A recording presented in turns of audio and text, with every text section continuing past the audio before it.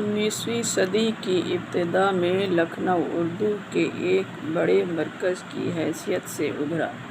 یہ دور لکھنؤ کی اردو شاعری کا زرعی دور تھا۔ سیاسی اعتبار سے یہ وہ زمانہ تھا جب دہلی اجڑ چکی تھی اور لکھنؤ آباد ہو رہا تھا۔ اہل ہنر تلاش معاش کی فکر میں لکھنؤ کی طرف ہجرت کر رہے تھے۔ اس طرح لکھنؤ ارباب کمال کا زبردست مرکز بن گیا۔ آتش اور ناصر لکھنؤ اسکول کے بانی سمجھے جاتے ہیں۔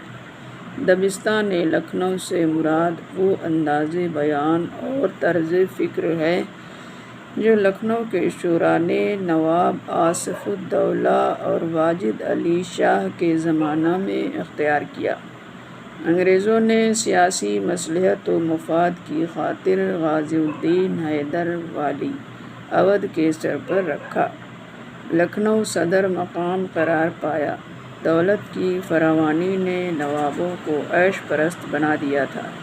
بازاری عورتیں اور گانے بجانے والے ہر محلہ میں آباد تھے اور ان کے پاس آنے جانے کو عیب نہیں سمجھا جاتا بلکہ امیرانہ شان سمجھا جاتا تھا۔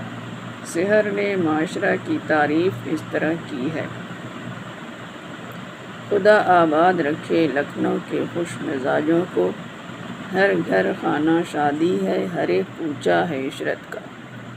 غرض بادشاہی سرپرستی اور عزت کے باعث لوگ شاعری کے پیچھے دیوانے ہو رہے تھے۔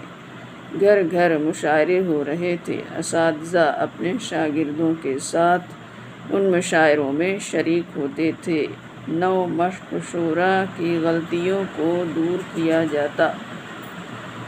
مشق کی کثرت اور سامعین کے تنقیدی شعور نے سخن فہمی کا ایک بلند مقام قائم کر دیا۔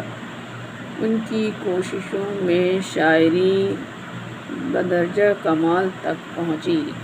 اس میں جدتیں اور رنگینیاں پیدا ہوئیں۔ مختلف اصناف سخن پر قدرت حاصل ہوئی۔ زبان نے خوب ترقی کی اور پہلے کی نسبت صاف ہوتی گئی۔ ہندی کے الفاظ کم ہونے لگے۔ جرأت، مصفی، ناسخ، آتش وغیرہ کی بھرپور کوششوں سے زبان کی اصلاح پر کافی کام ہوا۔ ثقیل الفاظ کم ہوتے گئے اور روانی بڑھتی گئی۔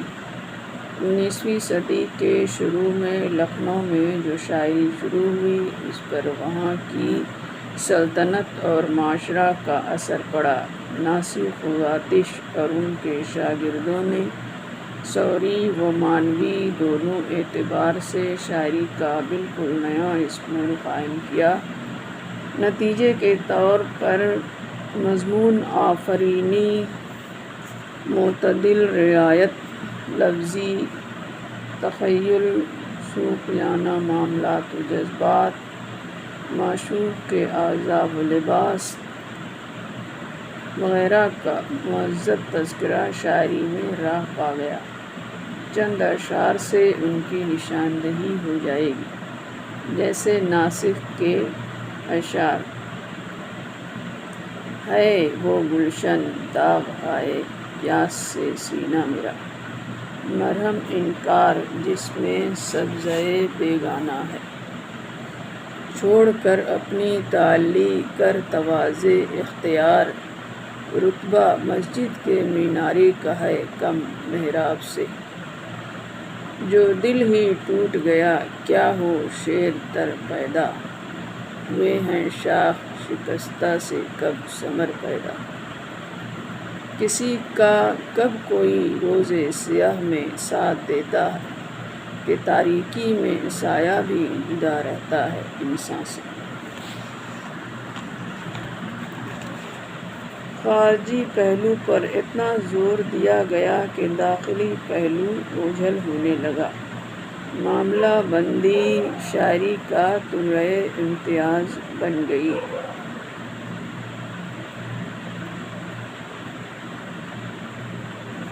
آتش کا شعر: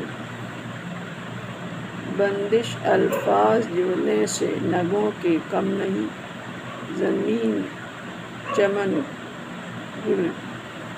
بندش الفاظ جڑنے سے نگوں کے کم نہیں، شاعری بھی کام ہے آتش مرصع ساز کا۔ زمیں چمن گل کھلاتی ہے کیا کیا، بدلتا ہے رنگ آسماں کیسے کیسے۔ لکھنؤ اسکول اپنی خصائص کے سبب الگ سے پہچانا جاتا ہے، تاہم ان عیوب کے ساتھ لکھنؤ اسکول کا ایسا ہنر ہے جو اردو شاعری کے لیے مایۂ ناز اور درۂ امتیاز ہے، یعنی اصلاح زبان اسی اسکول میں ہوئی۔ ناسخ نے شاعری کے علاوہ اردو قواعد پر بھی کام کیا۔ انہوں نے بہت سے قدیم الفاظ ترک کیے، عربی، فارسی اور ہندی کے لیے مذکر و مؤنث کے صیغے بنائے، ان پر خود عمل کیا اور اپنے شاگردوں سے بھی عمل کروایا۔ محاورات اور الفاظ کی صحت پر محنت اور توجہ دی گئی، غرض تکمیل زبان کے آخری مراحل انہی کے دست مبارک سے پورے ہوئے۔ چونکہ انہوں نے کئی پرانے الفاظ کو متروک و منسوخ کیا، اس لیے ان کو ناسخ کہنا بالکل بجا ہے۔ ناسخ کے دور میں بہر، وزیر لکھنوی، صبا، سحر اور اشک وغیرہ اپنے زمانے کے استاد مانے جاتے ہیں۔ آتش جو غزل کے مسلب الثبوت استاد مانے جاتے ہیں، ان کا کلام ناسخ سے زیادہ شیریں اور مؤثر ہے۔ ناسخ کی طرح انہوں نے بھی زبان کی صفائی اور محاورات کے بہترین استعمال پر زور دیا۔ زبان و بیان کی صفائی اور محاورات کے بہترین استعمال کا نسیم نے اپنی مثنوی گلزارِ نسیم میں کیا۔